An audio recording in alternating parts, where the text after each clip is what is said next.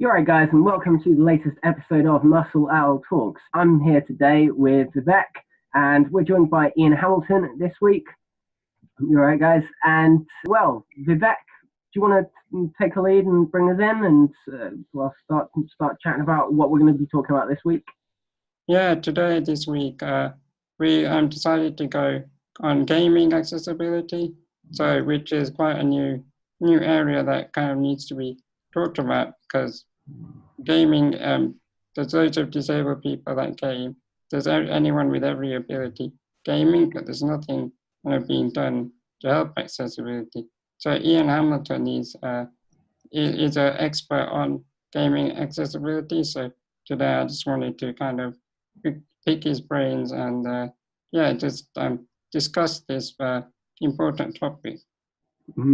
Yeah, I don't know. Should we start with? Well, I don't know. Ian, do you want to introduce yourself and maybe start by talking about a bit about the panel that you were on for gaming accessibility yesterday? Yep, absolutely. So I'm an accessibility specialist. So I work with game studios and industry bodies and platforms and all that kind of stuff to try and kind of raise the bar with awareness and implementation for accessibility. And so I do some working with companies, a lot of advocacy and awareness raising work as well, events and speaking and that kind of stuff, which is what yesterday was about. So I am currently in Brighton at Develop, which is the main event of the UK games industry calendar. And it is a conference for game developers. And there was a panel yesterday dedicated to game accessibility. So we had myself, we had Joe Twist, who is the chair of Yuki, which is games industry body. We also had Bryce Johnson from Xbox. We had Mark Friends from PlayStation. And we also had Henry Hoffman as well, who's a game developer on the panel, chewing the fat. So what do you think was the main thing that you got out of the conference? A few ideas that you heard, and what did they discuss? Well, we discussed all kinds of stuff from design considerations for VR to how to measure economic impact of accessibility to philosophies of how to go about it and all kinds of stuff. Some good questions from the audience as well on barriers that developers come up against and whether platform holders could require accessibility as part of their certification requirements. A really wide range of good stuff was chatted about. Yeah, it sounds like a good conference. Was this the first year that they including gaming accessibility in that conference? No, they've had stuff before, but it's generally been kind of a one-off talk with an individual advocate, kind of like starting in the basics of this is what accessibility is, this is why you should think about it, that kind of thing. It's only really been in the last year or two that there have been the big players like your Xboxes and your PlayStation starting to get involved. So I mean, just the fact that this panel even exists, we've got those kind of people coming together to discuss publicly about why they think accessibility is so important. Even 2-3 years ago, that would have just been pure fantasy. It wouldn't have happened. Yeah, because personally, I've always gamed, and when I couldn't use a controller properly, I didn't really realize that there's anything out there that could actually help me. So you've had to kind of have to find it out myself. But like this, you're saying in the conference, if the big industry guys are considering it, then they can help disabled gamers quite a lot. Kind of simple changes. Would you agree with that? Yeah, 100%. Yeah, a lot of it, whether it's the big player, the small players, there's a lot that can be done on the developer side for really very little effort if developers think about it from the outset. And in terms of how they're making things accessible, are they thinking about doing things in parallel so that they can have adaptable versions, adaptable controllers, things like that? Or are they thinking about how they can make games so that they can be played both by people with kind of maybe a disability as well as someone without a disability kind of universally? Well, there are some kind of niche games like audio games designed specifically for blind gamers, but really it's more about, there is always a case for that kind of niche content as well, things like educational games for special needs school teaching, fine motor skills and language skills and stuff. But really, it's all about getting broader access to mainstream games. Because people generally don't want to play like a separate subset of game just for them. People won't be playing on Grand Theft Auto and Call of Duty and stuff. Do you say that's fair, Vivek? Yeah, I think that is fair, because it's all about inclusivity, really. If your friend is playing the same game, but because you're disabled, you have like a different type of game, even though it's the same, you wouldn't really feel very kind of. It's again putting a barrier and making you feel disabled when you shouldn't. Yeah, I think that's just part of what games have become, because games are such a big, important part of our culture now. Exactly like you're saying, if it's something that all your friends are talking about, all your friends are doing, all the newspapers are talking about, all the adverts on TV, it's a big deal to be locked out of it. Yeah, I think it's because recently mobile gaming has become quite big, so it's become mainstream to be a gamer. It's not like you're kind of a nerd sitting in your room playing. It's just a general. It's like a big kind of entertainment now.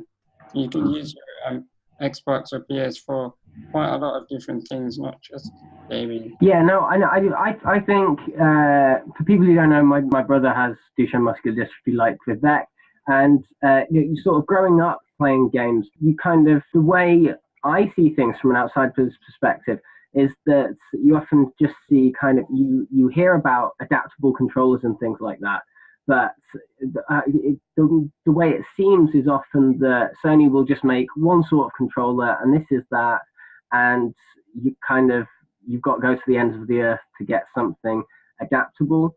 How far away do you think we are from having, a controller that you can sort of mess around with and customize yourself, kind of just from being able to buy that in a shop or something like that? Is that ever a possibility, or will it always kind of be something that's always a little bit extra, a little bit harder to get? Well, it is at the moment. It's difficult. It's difficult. It is the preserve of kind of low production run, expensive niche technology. But I'd certainly love to see it happen, and it wouldn't really need to be the case of some manufacturers having to delve into manufacturing assisted technology and stuff. Even if they could just be a bit more open. Yeah. It's a bit of a big ask from the business side, just allowing free and easy access for anyone to build their own controllers. But people already have their own assistive tech that works nicely. If the platforms are a bit more open and allowed more third-party devices to connect more easily, I think that would make a huge difference. Yeah, I think it's just it's not being, the industry needs to realize that disabled people play games, and we want to feel the same as any other person playing the game. It's maybe the game designers may need to kind of let us have a few more options to customize the game. That may be a good thing. But I think the main reason is, in the panel you were on, were there any disabled gamers on the panel, or were they in the audience? No, not on the panel. No, there was no gamers present. Well, I guess everybody present was gamers, but it was 100% industry, so it's all game developers. Presumably that there would have been some representation of disability in the audience, but not explicitly. Yeah, because I think that may be a good thing for the industry to contact disabled people and speak to them about what would help them, because then they probably get a lot of ideas that are quite easy for them to do without kind of doing too much work, and then you can easily customize it for like. Well, Vivek, from your perspective, Vivek, what are the key things that you'd like to see? Well, I think that one of the key things I'd like to see is like the controller to, maybe you can plug extra buttons into it or something. Just customize it a little bit more than you can. And also, the problems I find is the controllers are quite heavy. So if you kind of make them lighter, or if there was a few more options, really. And I also think that, like, games, you should be able to I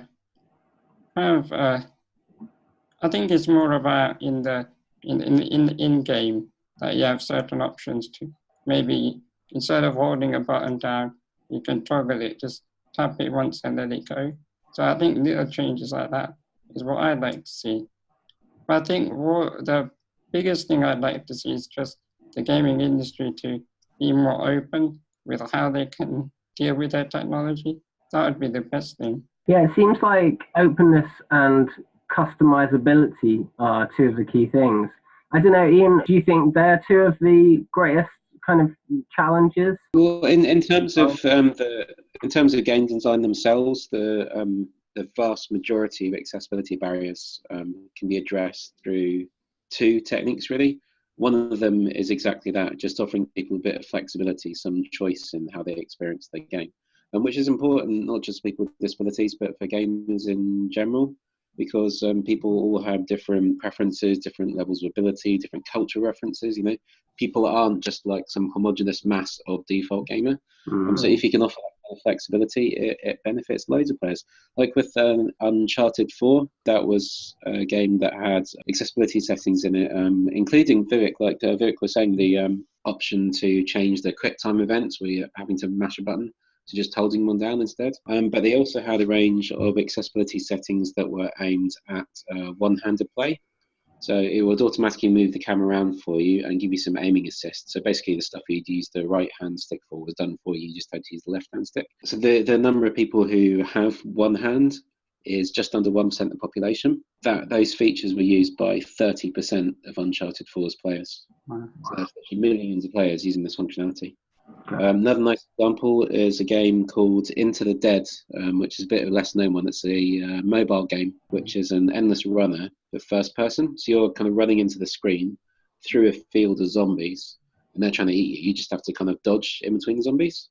And they considered all different kinds of input methods and decided that the most enjoyable one would be tilt. Like you tilt the controller from side to side to duck in between. It got mostly through development, and then one of the team members brought up accessibility. He said, you know, there's some people who can't physically hold a tablet. There's other people who can't accurately tilt from side to side. Okay, fair enough. So they implemented a couple of extra options for how to control the game.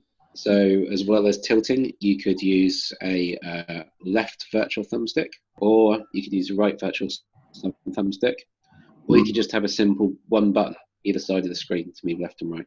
And because they knew that the tilt was going to be the most fun, right? They were just doing this as an altruistic gesture, thinking there may be like a couple of % of their players who have to use those. Everyone else would choose to use tilt. But then they actually tracked the data on it, and the usage data they got for those four options was 25%, 25%, 25%, 25%. So what they thought was this altruistic gesture actually had made the game a better experience for the 75% of their players who actually preferred not to use tilt. And you see that stuff a lot. I mean, like I said, that's one side of it, is the customization and options, letting people adjust their experience to suit their own needs. The other side is just communicating information in more than one way. So using text as well as speech, like subtitles, or using a symbol as well as a colour, like colour blindness. And you see the same kind of stuff for that as well, like the huge different range of reasons why people use subtitles. Everything from audio mixes and games being unpredictable, you don't know when an explosion is going to go off just in the middle of an important bit of dialogue, all the way through to the only chance you get to play a game is when your baby is asleep and you have to play on mute to avoid waking it up.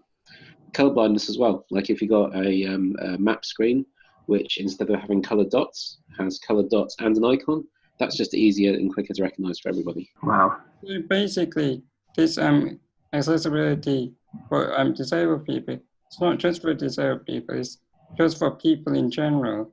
So I think that's what we need to take away from this. Some accessibility features help able-bodied gamers too. Yeah, no, absolutely. I mean, this is the thing. This is the thing we often talk about on Muscle Owl, is that everything in society is made for an able-bodied person and then adapted for someone with a disability second. And it's funny because oftentimes if you try and make something for everyone first, then you kind of cut those corners. Gosh, yeah.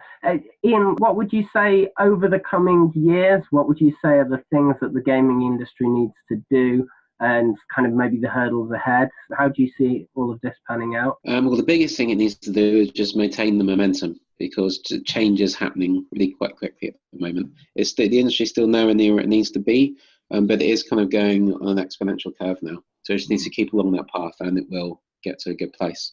But that still needs plenty of advocacy, lots of dispelling the misconceptions people have that get in the way of implementing the accessibility. People thinking it's going to be difficult and expensive, we're going to dilute the mechanic. Still an education job on that.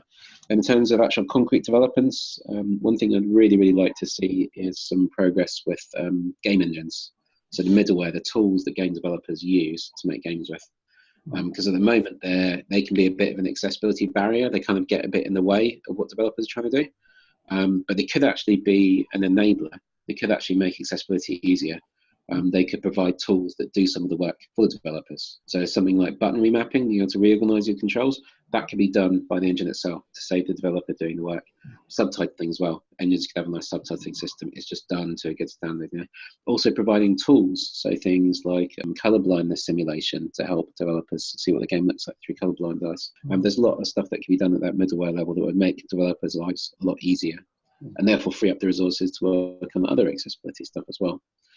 Something I'd really love to see is progress on accessibility for blind gamers. That's something that has started to happen. There's a few, I mentioned earlier, audio games. There's been a lot of niche games around for a long time, but at the moment there's actually several big name AAA games, console games, Mortal Kombat X, Injustice 2, Killer Instinct, where the developers have actually devoted time to ensuring that the gameplay is fully accessible to people who are completely blind. So that'd be really nice to see more of that happen, especially because the tools are starting to become available as well to allow things like spoken interfaces. So developers can quite easily just, you know, label things correctly and have it spoken out so people who are blind can navigate menus. I think that'd be a really good thing to see some progress on. But just the basics, you know, just things like button remapping, like decent sized text, like well presented subtitles. It'd be nice to see a few of these things that are starting to become common become properly standard. So you know that you just pick up any game and it's going to have at least some minimum base level of accessibility. I think that'd be a nice point to get to. And in terms of what can the disabled community do we need to keep pressuring gaming companies? What's the best plan of action really ahead? Yeah, it's so important to keep that conversation going. The gamer community in general is a very different place to what it was, you know, like 6-7 years ago, where if someone with disability was posting about an accessibility issue they were having on like a forum or something like that, they would likely be met with quite a lot of vitriol, like go in, stop trying to break our hobby and that kind of stuff. That doesn't really, well, it still does happen a little bit, but to nowhere near the extent. It's far more likely that it would be met with a load of support, outpourings of support from other gamers who will get behind you. So it's so important to bring these issues up, but also really important as well to talk about when accessibility works well. That's a huge motivator to developers, you know, to get some nice email, to get some nice tweets saying, actually, this thing that you've done has actually really helped me. That gives them a lot of impetus to carry on doing that good stuff and make sure it's included in future games as well. Nice. Vivek, let's get some more videos out there of this stuff you're using. Awesome. Yeah. Brilliant. Thanks, Ian. And yeah, we'll keep talking about this over the coming weeks and months ahead and see what developments keep happening. Do you want to lead us out? I just want to say thank you for Ian for taking his time out to talk to us today on accessibility. And yeah, I hope we can do a few things in the future. Absolutely. Indeed. Thank you for having me. Absolutely. Thanks, everyone. We'll see you again soon. Bye-bye. Bye.